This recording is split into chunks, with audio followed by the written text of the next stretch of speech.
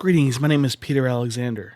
In this video I'm going to demonstrate how to use the CC Auto Setup add-on for Blender to create a stylized Viking character.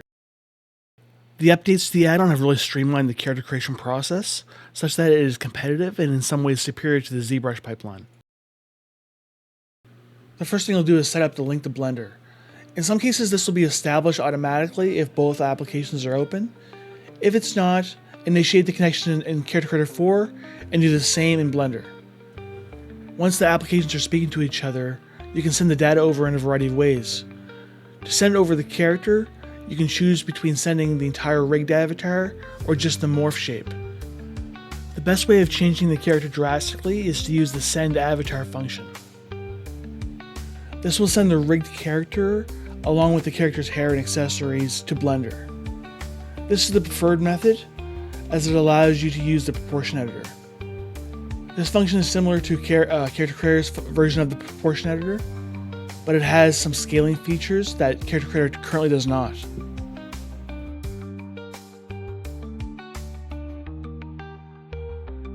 This version does transmit a bit more data, so it takes a bit longer to load.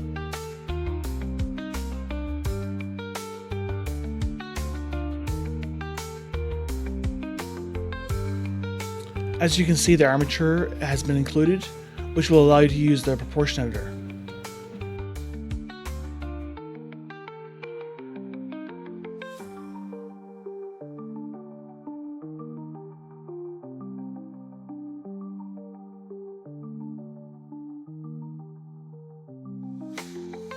The 6 functions underneath the proportion editor determine the scaling of the child bones in the hierarchy. I mostly use full or none, though feel free to experiment.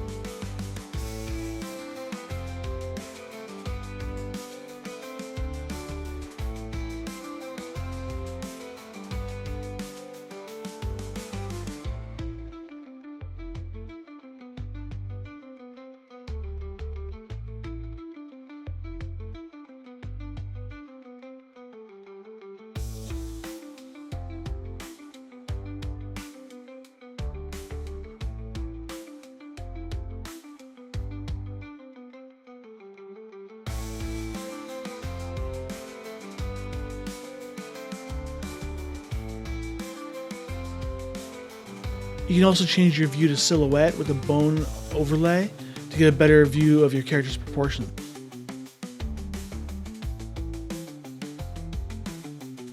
The proportional adjustment with armature is a new updated CC plugin feature for Blender 4.2 and above. For my Viking character, I can easily scale the character's belly size, legs, and even the distance between legs for a stylized look.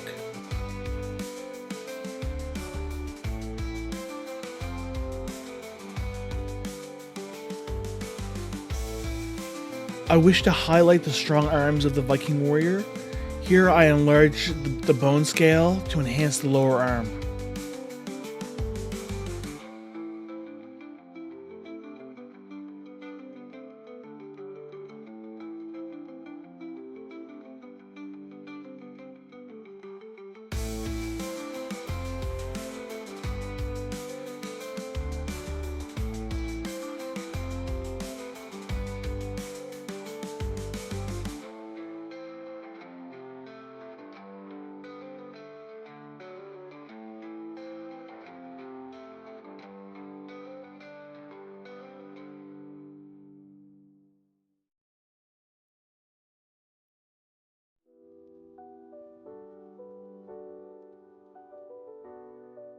You can apply your proportion changes at any time and use the sculpting tools to adjust your character further.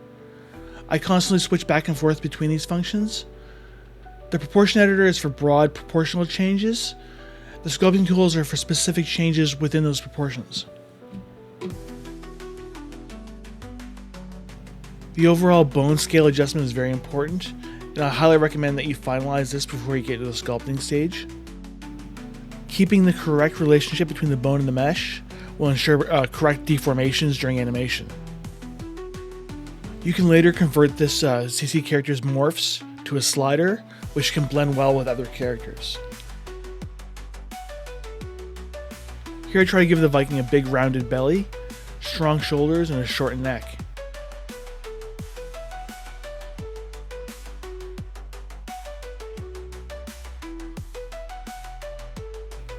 Now comes the face part. The face morph can be saved as a head morph, separate from the body when the character is imported into Character Creator.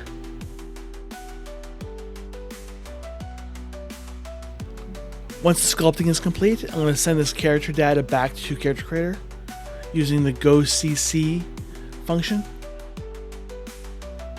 With the data back in Character Creator, I can go to Create and then select the Create Head and Body Morph Sliders function. This will generate two sliders, one for the body and one for the head. These can be manipulated independently.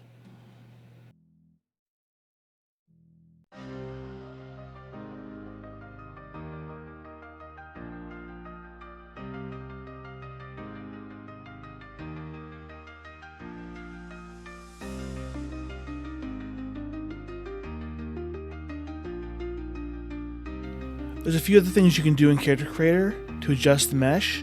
You can use the mirror copy in edit mesh mode to fix the symmetry. You can go to adjust bones and automatically adjust the bones to fit the new shape. This can repair any symmetry issues with the bone rig. If your facial elements are out of alignment, you can go into the proportion editor, go into the face mode, and choose the associated bone with the eyes, the jaw, the teeth, or the tongue. And you can move those into the proper place or scale them if you need to.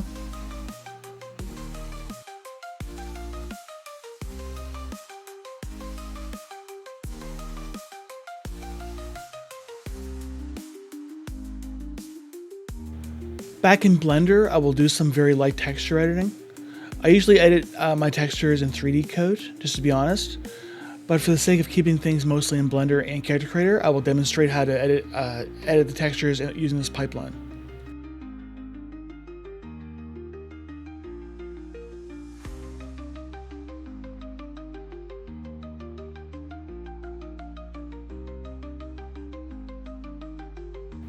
UDIMs are supported, meaning you can paint across UV tiles seamlessly. Although I should note that you need to be on the same channel for each material. If you're painting on the color channel, you will need to make sure that each material has the color channel selected. In this case, I'm making an edit across the normal maps to neutralize the realistic details.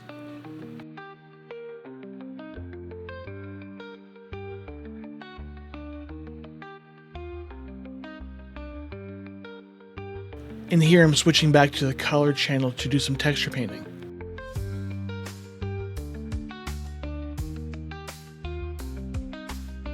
If you have made changes to the textures and want them loaded when the character is sent back using Go CC, choose Save All Images.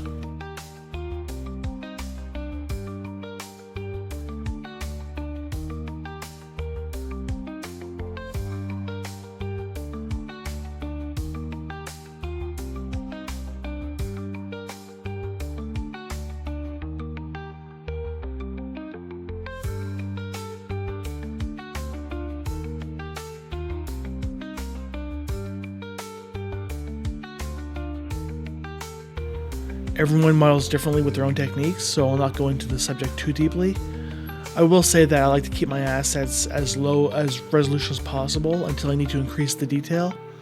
This allows for optimal control. I will often use the subdivision modifier, especially if I'm creating a hard surface.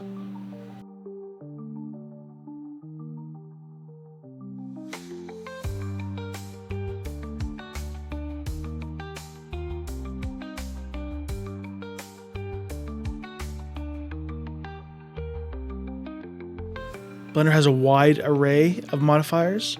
Some of the ones I use most frequently are the solidify and shrink wrap modifiers. I start with the shield piece of armor for his belly. I often use loop tools to create the loops I need to straighten out the edges. Keeping the resolution low allows you to prevent unnecessary deformations when you are moving the geometry. The higher the resolution, the more it's going to need to be corrected.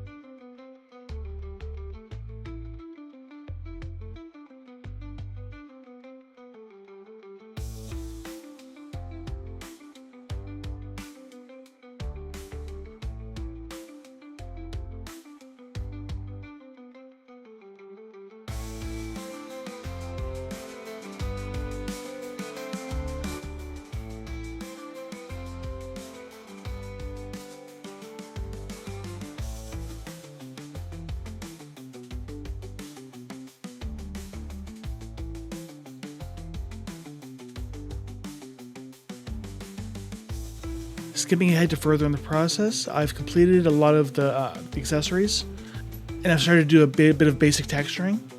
As I mentioned earlier, I use another app for texturing, and this is just to demonstrate that it can all be done in this pipeline. Many texture artists use Blender exclusively. It's just a matter of what you're used to.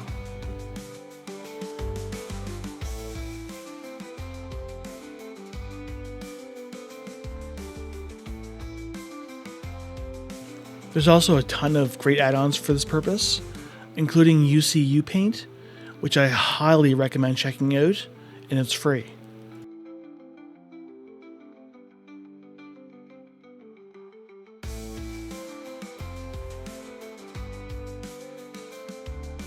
I'm using the Blender Pipeline add-on to export the assets into a folder, one by one, which I'll then import into Blender as either accessories or props, depending on the function.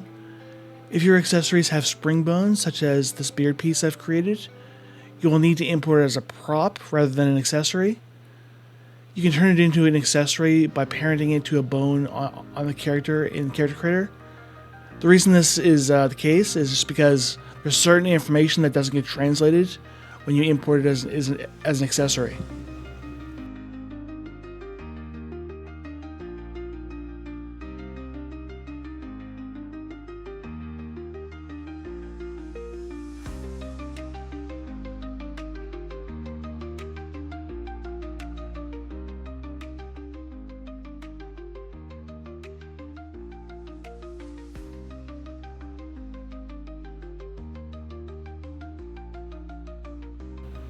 And for the cape, which have physics enabled, I simply use a gradient texture to indicate the physics fall off due to how I've set up my UV maps. This will depend on your specific mesh in UVs. If your mesh drops to the floor when physics are enabled, it means that your physics are impacting it too much and are not anchored with the physics weights properly. I will also transfer the skin weights of the character over to the cape and make some adjustments with the skinning. As with modeling, adjusting skin weights are a technical aspect of this process that will require a bit of experience. In short, you need to go through each appropriate bone and adjust the intensity of the weight so that when the character moves, the mesh deforms well.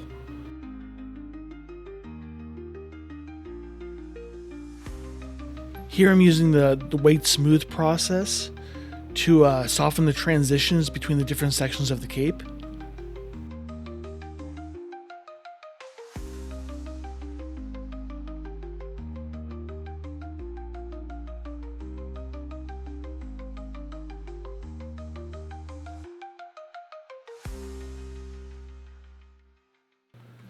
In order to let the cape interact with the character, you need to add a collision mesh and place it in the right place with the right settings.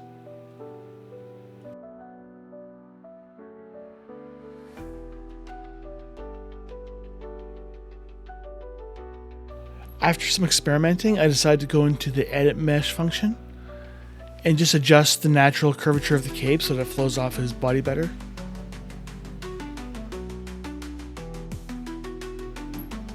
The physics are enabled and they are functioning. It's just that I've dialed down the intensity on the actual physics weight map. In some cases you'll want the physics to do most of the work, but in other cases you'll want the skinning to do most of the work. It's finding that balance as the character moves so that things don't penetrate in certain areas and that it looks somewhat natural as the character moves. Applying multiple animations will give you a better sense of how this balance is achieved. If the cape is not moving at all, and it should be with physics, make sure the cloth physics are enabled and also enabled in the project settings. If it's all enabled and it still doesn't work, try toggling it off and on in the physics section, as well as the project section. Adjusting the actual texture weight map using the brightness and contrast sliders can give you a wide variety of effects with how the physics flow off the item.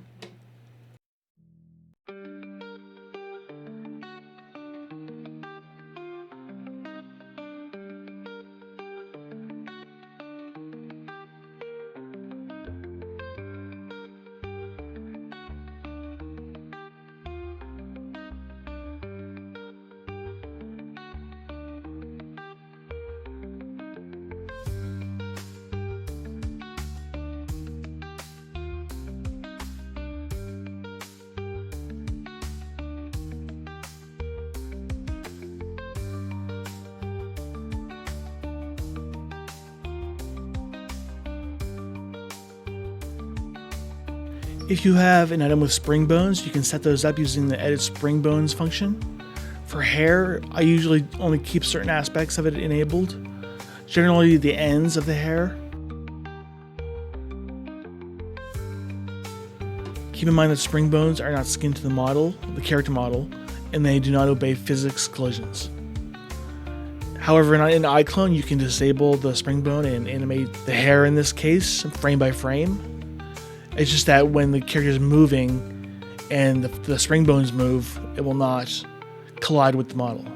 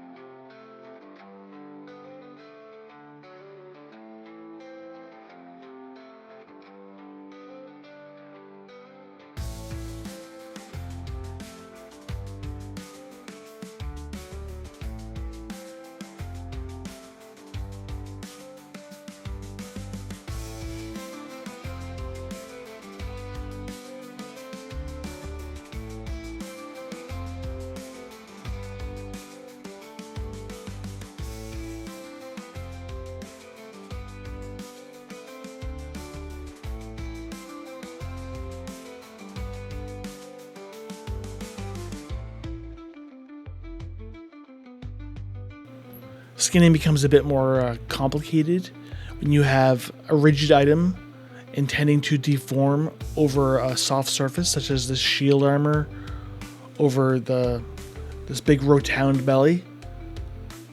It's possible to do, it just takes a bit of patience and trial and error. I would recommend saving an OBJ copy of your mesh in its original form to use as a replace mesh option in case your weights distort the original shape of your mesh.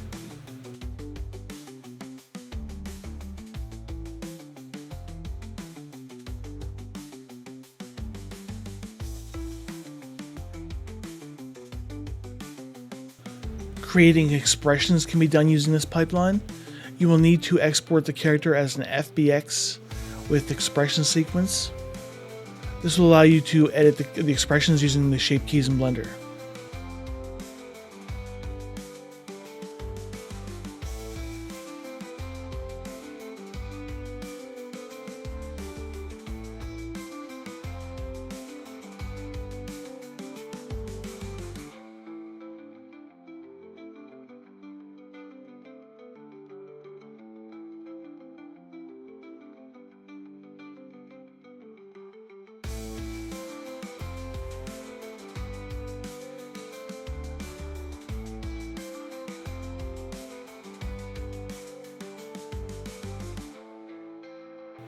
Once in Blender, you can scrub through the timeline and see that the expressions are all there in sequence.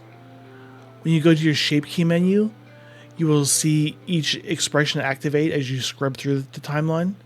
You can pin the shape keys you're working on and edit them without going through the timeline, but certain expressions use bones, such as the jaw open expression, so it's good to use the timeline if you can.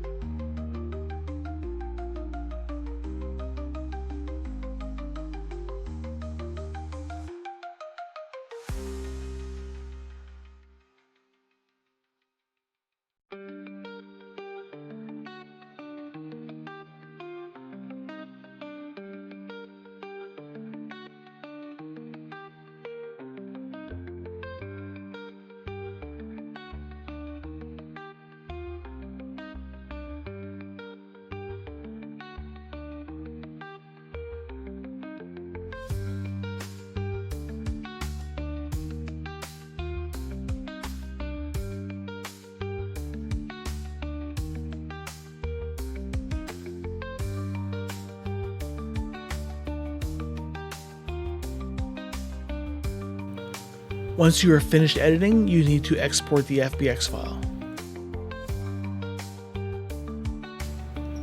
Then in Character Creator, initiate the facial profile editor and import the FBX with expression sequence.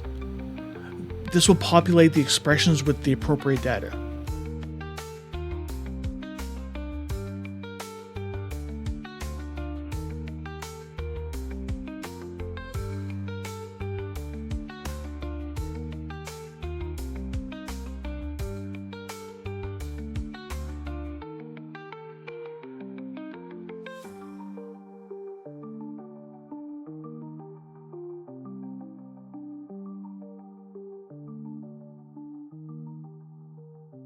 That's all for this video.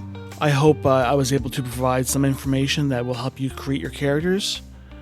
I'm Peter Alexander. Thanks for watching.